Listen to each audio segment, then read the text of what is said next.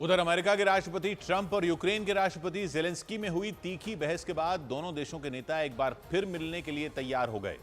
News agency Reuters के मुताबिक America और यूक्रेन के बीच सऊदी अरब में बैठक होगी। दावा किया गया उस बैठक में 3 साल से चल रही रूस यूक्रेन की लड़ाई को खत्म कराने के रास्ते तलाशे जाएंगे।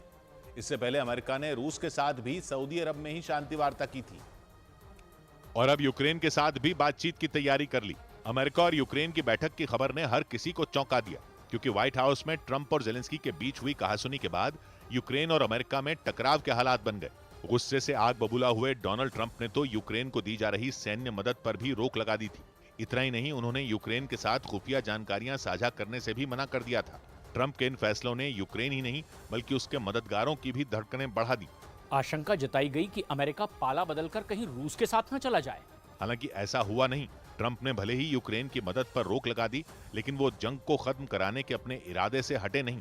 यही वजह रही कि उन्होंने रूस के बाद यूक्रेन को भी शांति पर बातचीत का न्योता दे दिया। रॉयटर्स के मुताबिक यूक्रेन और अमेरिका के बीच जल्द ही सऊदी अरब में बैठक होगी। जानकारी के मुताबिक उस बैठक से पहले ही जेलेंस्की 10 मार्च को सऊदी अरब पहुंच जाएंगे। लेकिन शांति वार्ता से पहले रूस ने यूक्रेन के कई सैन्य ठिकानों और बिजली स्टेशनों पर बारूद की बारिश कर वहां दहशत फैला दी। न्यूज एजेंसी रॉयटर्स के मुताबिक रूस की सेना ने ड्रोन और मिसाइलों से एक साथ हमला बोला और यूक्रेन के खार्किव समेत कई शहरों को दहला कर रख दिया। रॉयटर्स के मुताबिक रूस की फौज ने रात के वक्त कहर ढाने की शुरुआत की, जो दिन होने तक जारी रहा। दावा किया गया कि उसने एक ही झटके में कई आत्मघाती ड्रोन हमले कर दिए। यही नहीं, इससे पहले कि यूक्रेन के लोग ड्रोन हमलों से उबर पाते, उन पर मिसाइलों की भी बारिश कर दी गई। रॉयटर्स के मुताबिक रूस ने यूक्रेन के कई सैन्य ठिकानों को तहस नहस कर दिया, जबकि यूक्रेन ने एक बार फिर रूस की सेना पर आबादी वाले इलाकों को टारगेट करने का आरोप लगाया। खार्किव के मेयर ने बताया कि रूस ने बम की तरह फटने वाले ड्रोन गिराए, जो शहर के कई बिजली स्टेशनों पर फटे। इससे वहां तबाही मच गई। बिजली स्टेशनों पर हमले से खार्किव के कई हिस्से अंधेरे में डूब गए। इन हमलों में वहां 5 लोगों के घायल होने की भी खबर सामने आई। यूक्रेन और अमेरिका के बीच होने जा रही शांति वार्ता से पहले हुए इन हमलों ने यूक्रेन में खलबली मचा दी।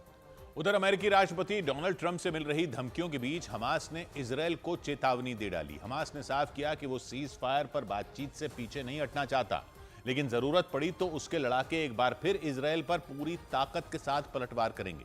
हमास की इस धमकी के बाद गाजा में जारी युद्ध विराम पर खतरे के बादल मंडराना शुरू हो गए और आशंका जताई गई कि करीब 15 महीनों तक बम धमाकों की आवाजों से दहले फिलिस्तीनी दोबारा जंग की आग में झुलस सकते हैं। इजरायल और गाजा के बीच हुए सीजफायर समझौते का पहला चरण 1 मार्च को ही खत्म हो चुका है। उस समझौते के तहत हमास ने 42 दिनों में 33 बंधकों को छोड़ा था और इसके बदले में इजरायल ने अपनी जेलों में बंद 2000 से ज्यादा फिलिस्तीनी कैदियों को रिहा कर दिया था। लेकिन हैरानी की बात यह है कि बाकी बंधकों को छुड़ाने के लिए समझौते के दूसरे चरण पर बातचीत ही शुरू नहीं की गई। इजरायल के प्रधानमंत्री नेतन्याहू ने भी इस मामले में चुप्पी साध ली। हालांकि अमेरिकी राष्ट्रपति ट्रंप लगातार आक्रामक बयान देते दिखाई दिए। वो हमास को धमकी भी दे चुके हैं कि अगर उसने सभी बंधकों को नहीं छोड़ा तो उसका खात्मा तय है। लेकिन ट्रंप की धमकियों पर भड़के हमास ने इजरायल को निशाने पर ले लिया। उसने आरोप लगाया कि ट्रंप इजरायल के इशारे पर हमास को धमकाने के काम में जुट गए ताकि दोबारा युद्ध शुरू किया जा सके। लेकिन हमास ने साफ किया कि फिर जंग शुरू हुई तो वो इजरायल के हर वार पर तगड़ा पलटवार करेगा। इस बीच सीरिया में एक बार फिर खूनी जंग तेज हो गई। वहां के पूर्व राष्ट्रपति बशर अल असद के समर्थकों के हमलों के बाद वहां बड़े पैमाने पर हिंसा भड़क गई। उन हमलों में 70 से ज्यादा लोग मारे गए। दावा किया गया कि बशर अल असद के सत्ता से बाहर जाने के बाद सीरिया में यह सबसे हिंसक लड़ाई हुई। वहां बशर अल असद के कई समर्थकों ने घात लगाकर सीरिया की सेना पर हमला किया, जिसकी वजह से सीरिया का लताकिया शहर गोलियों और बमों की आवाज से थर्रा उठा। वहां पूर्व राष्ट्रपति बशर अल असद और सीरिया की सेना के बीच कई घंटों तक गोलीबारी हुई।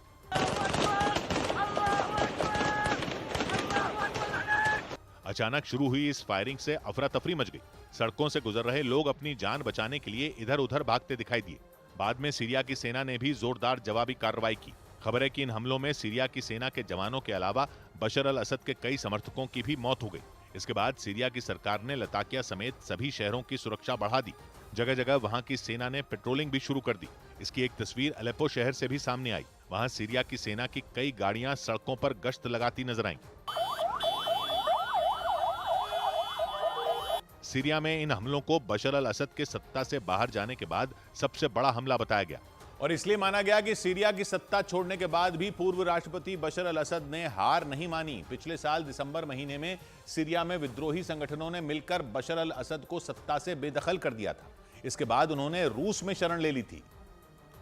लेकिन बशर अल असद को हटाने के बाद सीरिया की सत्ता संभालने वाली मोहम्मद अली जुलानी की सरकार ने उनके समर्थकों के खिलाफ बड़ा अभियान शुरू कर दिया था। इसे लेकर ही वहां तनाव बना हुआ था।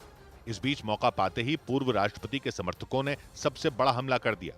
हालांकि सीरिया में हुए इस संघर्ष के बाद वहां की सरकार ने लताकिया और हुम्स प्रांत समेत कई दूसरे शहरों में कर्फ्यू लगा दिया। लताकिया शहर को बशर अल असद का गढ़ भी माना जाता था और इसी वजह से सीरिया की सरकार ने सेना भेजकर इस शहर को पूरी तरह अपने कंट्रोल में लेने की तैयारी शुरू की।